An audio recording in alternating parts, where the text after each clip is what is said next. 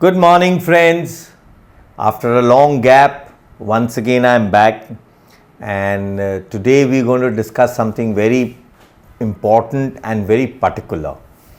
You know, for the past 2-3 months or maybe a year, people have been very excited that the present regime government is excising the cantonments with the civil area, and it is even abolishing cantonments. Now let's read the rules. Today I will only speak of rules. Nothing left, nothing right. Now what the Britishers had said. So these and how this implementation of the excision has to take place. It's very important. We must understand. What was the first Army Regulation 20 of 1810 and which was subsequently brought into the PWD Code of 1858. Further on, it substituted to the Army Regulation of 1855, then 1877 or 1880, and then 1887, and likewise the three presidencies, Bombay, Madras and Bengal. Now, once these amalgamations of these three presidencies took place in 1887, why couldn't this amalgamation take place when the Diwani was transferred to the Britishers? So these all sections are very important. Please understand these videos, and then you will see how the British had defined everything for us. Now section 1948, it said the limits of the cantonment. When is it saying? 1810. The limits of a military cantonment are to be defined by pillars of masonry erected at each angle of the boundary line and which are to be replaced whenever they have been destroyed or are not forthcoming. Now section 1949 says the boundaries of the bazaar is to be defined. Now just imagine, there were bazaars in 1810.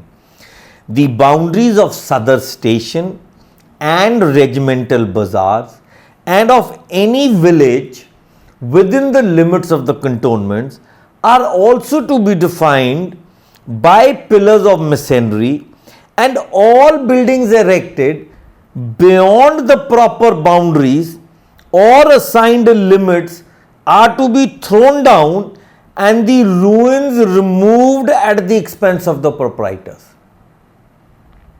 Now let's say if the Britishers had influxed some bazaar, or they were creating some regimental bazaar, and there were some properties there, there were some buildings there, even if the villagers or the village entire was bought into a cantonment.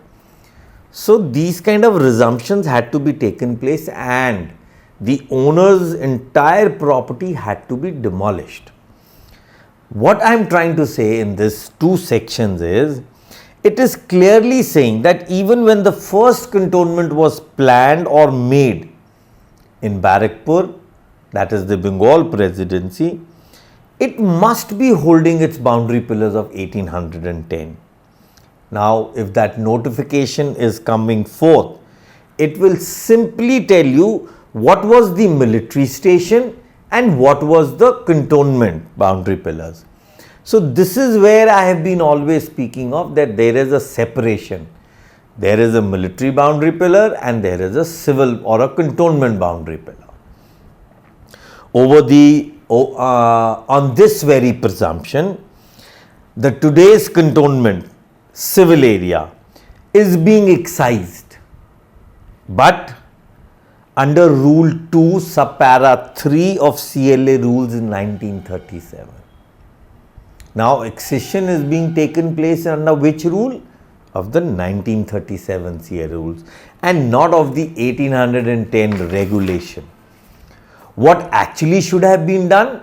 If you are excising the cantonment under rule section 3 and 4 of the Cantonment Act 2006 or 1924 or 1864, it goes into the chain. It should have been done from the 1810 boundary pillars.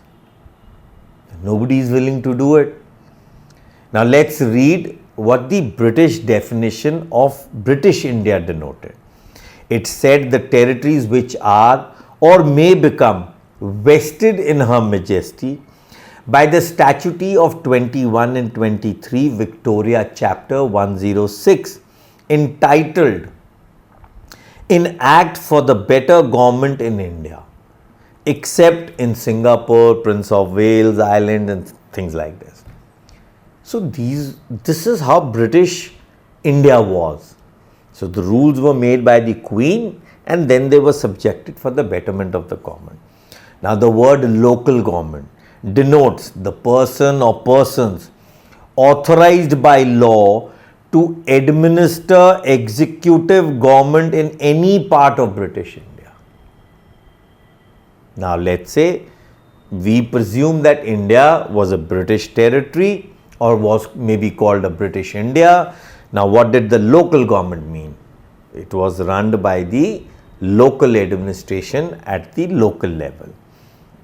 Denotes the person or person authorized by law to administer executive government in any part of British India. Under Rule 6, Small Causes Court, local government may within limits of any military cantonment establish courts of small cause of the nature described in section 3 and section 42 of 1860 for the establishment of the courts of small causes beyond the local limits of the jurisdictions of the Supreme Court of Judiciary established by the Royal Chapter. So it is so clearly written that since 1864 under Rule 6, it was clearly what were these jurisdictions also. Under Rule 10, cantonment may be declared sub-district under a Registration Act. Now there was no TPA Act.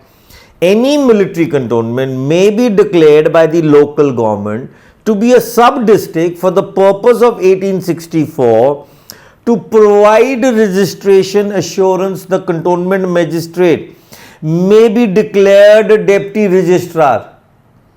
Powers given under Act 35 of 1864. So what are we looking up for? What are we actually thinking? We people are so uneducated. We are so dependent on people who are sitting in the ministry itself. I keep quoting this, that one officer told me that, Mr. Das, we work that much as we are paid on. You pay us, we'll study more about the cantonment laws. But we itself don't want to get educated. Now assuring that in 1864 also the British recognized the local area to be annexed within the cantonment area, which is to be given as military cantonment, and later in 1864 converted into a civil area cantonment. Now what happened in the Cantonment Act 1889? Section 4. The local government with the previous sanctions of the Governor General in Council may by notification in the official gazette declare any place in which any of Her Majestic regular forces are quartered within the territories administered by such government to be a cantonment. For the purpose of this act and all other enactment for time being in force, and may withdraw any such declaration. So how were cantonments being built is written in Rule Section 4 of the 1889 Cantonment Act. It is written even in 1864, even in 1877, and even in 1880. But who's to study all this? Who has to educate themselves? Section 5, for any cantonment beyond the limits of Presidency town, there shall be a cantonment authority and a cantonment magistrate. Now, what does this section you understand? For any cantonment beyond the limits of the Presidency town. So, there is something called within the cantonment a Presidency town. The expression Cantonment authority as per section C as used in this act means a cantonment committee, or in the case a cantonment for which a committee has not been constituted, the commanding officer of the cantonment.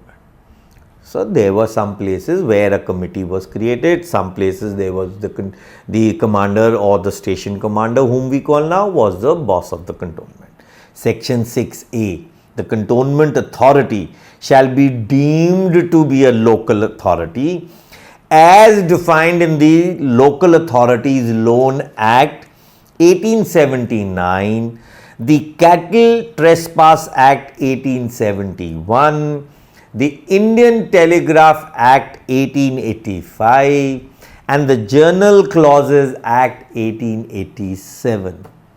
So friends, please, here also the Britishers way back in 1864 or later 1889 have been subjecting that if you are not able to get a definition from one act, you can subscribe a definition from another act. Now 5 acts have been quoted. Now I'll read section 32, para sub 1, section 54, para 2 and 3, section 59, 107 and 13 of the TPA Act 1882 with respect of transfer of properties by a registered instrument shall on and from the commencement of this act extend to every cantonment in British India. Now, I shouldn't deviate myself, but most of the judgments come that we are under the Crown Act or the Grant Act, and TPA Act is not applicable. Now, what does Rule 30, Section 32(1) say? 32 subpara 2, where a cantonment has not been constituted, a sub-district or a district for the purpose of the Indian Registration Act 1877, under Section 9 of that Act, the register of the district, the registrar, in which the cantonment is situated, shall cause a copy of entries in index number 1 and 2 as relative to the immovable properties within the limits of the cantonment to be forwarded to the cantonment magistrate annually or as sooner as possible at a shorter interval as prescribed by the local government. So TPA Act was applicable to us because we were under the local authority or the local self-government since 1810, since 1864 when the first Cantonment Act came, till the Cantonment Act 1924. The doings were same, and all what changed was the section. Nothing from the presidency town or limits, which today is so called the civil area under Rule 2 subpara 3 of CLA 1937. Nothing changed. It's only some sections grew. Even if we read the Governor General Order reprinted in the Cantonment Laws 1924 edition 1988 by J.P. Mittal, what is he trying to state? Local area. Now I'll read those Governor General Order section. Journal Orders printed in 1988 Cantonment Act edition Rule 6.2, Governor General Orders from anywhere and their orders to be obeyed. While the word cantonment or military cantonment had initially the connotation of a place where the military and their followers and families were quartered, and where no private interest in land, excluding the building, subsisted, it acquired a new meaning with introduction of municipal administration and the enactment of the Cantonment Act 1889. This encompassed a local area which could have government and private lands in the jurisdiction for the purpose of the cantonment administration. Now, J.P. Mittal is also admitting that there could be government land as well as private lands. Thus, wherever cantonments have been delimited, after 1889, within the newly incorporated area, there could be and there really are private lands. Please, friends, understand these lines. Earlier to this, no private ended property was to be included within the limits of a cantonment as per Government General Order dated 30th October 1832. This is prior to the 1836 GGO. While enacting the Cantonment Act 1889, all earlier orders, declarations, rules and regulations made, directions, licenses and permits given were deemed to be made, given and imposed under this Act of 1889. This is J.P. Mittal. Rule 6.4 speaks, subordinate legislation's rule known as Cantonment Code 1899 was notified by number 664 on 16th June 1899. This provided the maintenance of plan of cantonment, register of government and private land, and grant of leases as building sites from the government land in through the general orders of the governor and governor general council in it. So again we have the word private lands. Rule 6.6, the revenue authority are also not maintaining any land records of the cantonment, and in their records wherever reference to the cantonment comes, the entire area is referred to and shown cantonment. Thus no record of rights in the lands in the cantonment is being maintained by the revenue authority, and the only document of record of right in the land is the cantonment, is the general land register. So how can we presume that the general land register, where itself J.P. Mittal is admitting there are no revenue records for these cantonments? Now this I can even club it with the book written by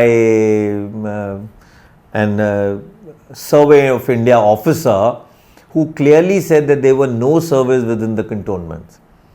So with these laws in place since 1810, when the army regulations were first taken in place, and the first and the last Cantonment Act 1864 to 2006, we have always had some local area annexed to the cantonment, and the area was defined as bazaar area and has lastly been referred into a Rule 2 subpara 3.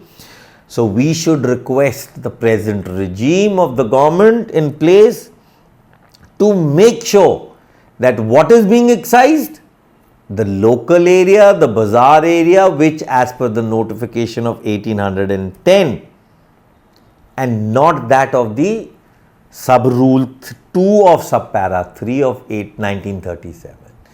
So friends, wake up. We need to all get together and understand what is to be excised first. The government wants to excise the civil area, na?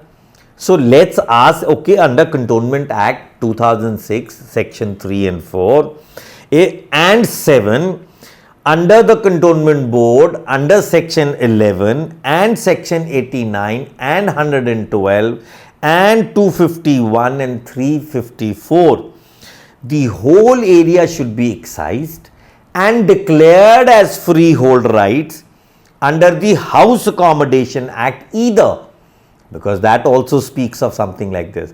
Similarly, the Rape Act made after the independence 1952, retrospectively to be enacted 13 years prior.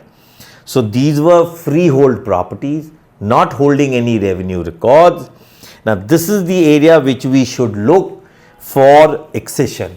Now the Dave report of 1977 is frivolous. Ambala is a victim of excision. We will talk of it in the next YouTube. Thank you. Good day.